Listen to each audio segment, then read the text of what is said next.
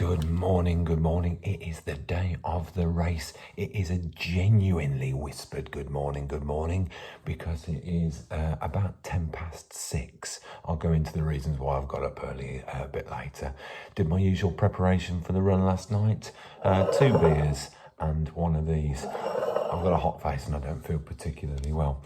Some of you will have noticed, I hope, that at the very start of this video you will see my new graphic, my new middle-aged running man graphic, which was designed by graphic designer and good friend of mine, Mr. Samuel Harmer, who took pity on me after I called in a favour due to my declining ratings. It's been a bad week for middle-aged running man this week. We were teetering on 20 subscribers. I don't know whether we've made it yet, but at one stage we were actually going down. We were going backwards, where people had actually subscribed to the content and then changed their mind. So when going viral, I've kind of got the reverse mind as such. We're on antibiotics on middle-aged running man. The virus is clearing up, but hopefully with this race this morning, the ratings will shoot, because this sort of ascent into the stratosphere has not been quite as quick as I was hoping it to be. However, some really exciting news. I've got some merch. I've actually got some specific merch. And yes, of course, it is this beauty, which was supplied by my friends at Fitbox, ethical, local, fitness-based Fitbox, by my good friends Tris and Sonia. So I'll be wearing their official beanie on the route. And they have sent one to the boys in the factory who have personalised it with the Mom logo. Big thanks for that, guys. Other news in Garm Watch. A little bit about my shorts, which I'll tell you about later. Slightly concerned, but you know that I talked to you a little bit about what I wear at the start of the race, which is usually a bin bag for warmth. Well, it appears we've got some litter issues and we've only got one bag left. So I have given a trial to a bag for life, which there are some issues there. So clearly couldn't wear that. However, what I have done is I was thinking about disposable fashion, and unfortunately one of those bags came through for cancer research the other day, and I've got rid of anything that I wanted to get rid of. So I went into my wife's wardrobe. Now, I've picked an item which I haven't seen her wearing in weeks, to be honest with you, and I didn't particularly like what could go wrong. So today I will be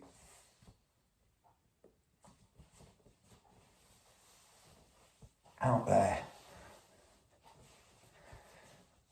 in this lovely slinky little number. Other news in Garm Watch, I will of course be wearing my pink race socks. That's a special nod to my friend Ben Ackrell, who thinks these socks are hilarious. Open your mind, Ben, it's the 20s, and obviously I'm going to be wearing my race trainers.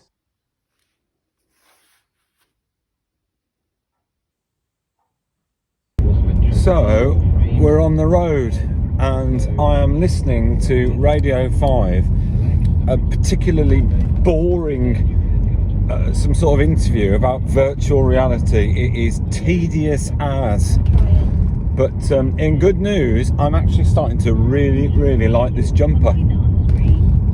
If I can get rid of the shoulder pads from it, I might actually keep it.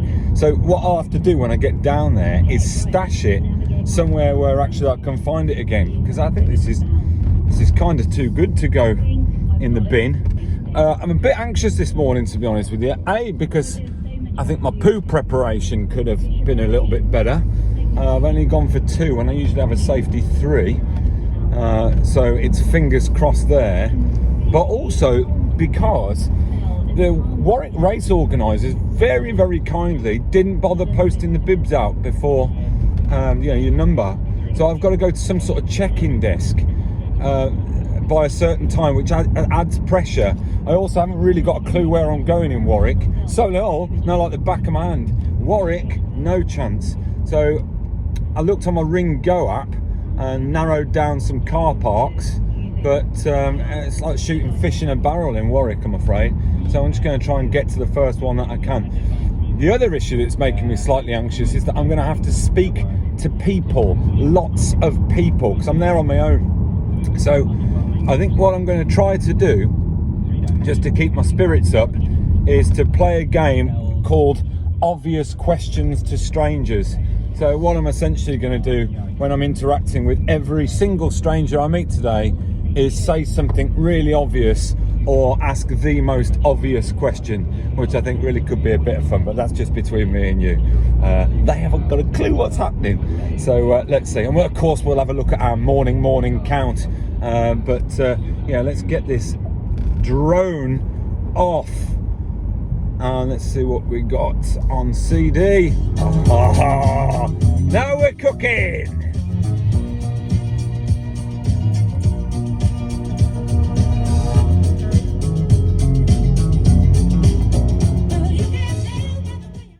So, right, I'm here. I feel a fool. It's 7:30. I've parked, so I was worried about parking. I've registered, I was worried about registering. I'm number 250 for those people who are following, which actually links to the number of subscribers I am going to have by the end of this race. I met a cracking fella earlier, Geordie fella, asked him about parking. Didn't want to ask him an obvious question because he seemed quite nice. You know, I didn't want to destroy friendships before I've even made them, but there we go. I've also corrected the poo situation by having my third and final splashdown in a porter cabin. So we are ready to rock and roll. I think I'm going to go back to the car and have a sleep. I am freezing, even in the jumper. I am back in the safety of the car. I have misjudged this by an hour. So I'm going to just sit here in the safe and warm. A lot of very serious people here who are already going through some sort of warm-up routine. So if you can't beat them,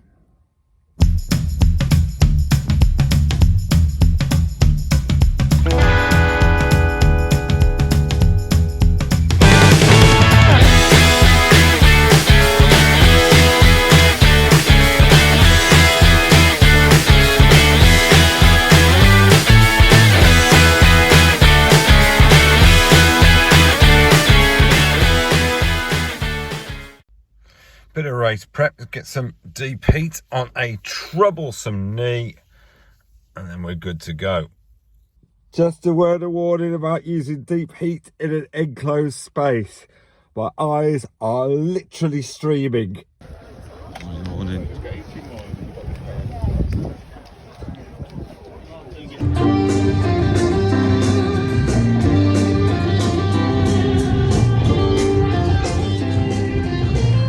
So, here, can you hear the entertainment? It's a belter. We've got some piano jazz, which really ups the tempo and gets you in the mood.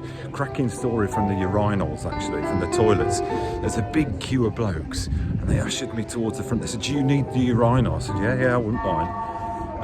And then I realised that the implication is that the long line of sort of very tense-looking men were obviously going for a poo.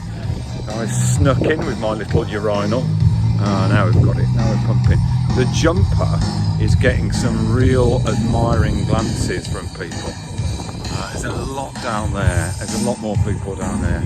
I'm going to start filming again at the start. I might play a little game where I stand by somebody. So, you know, you play that game, don't you? Stand by someone who you think is going to be a serial killer. Stand by somebody who you think has wet themselves. Those sorts of things. Childish, but I'm going to do it. I am freezing. Right, we're walking to the start.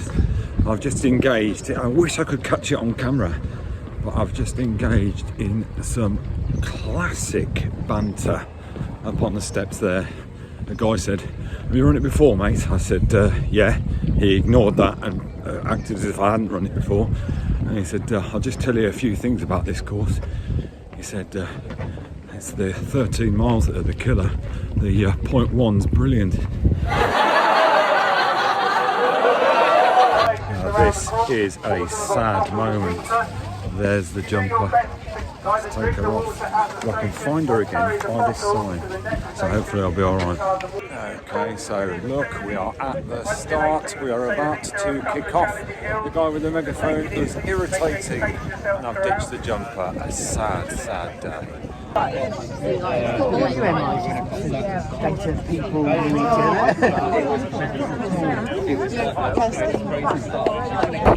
Right, so that is pretty well that. Just come out to the finish line. Morning. And I reckon I'm going to do this in 1:32. I hope. Just coming to the finish. 100 metres to go. Morning. Thank you. I think the applause could best be described as lukewarm there. Thank you. Last push, like I'm in birth. Luke's overtaken me. And the song of the morning is The Runner by Falls. Morning. Thank you. And that's me. Like, subscribe, do whatever you like. Done.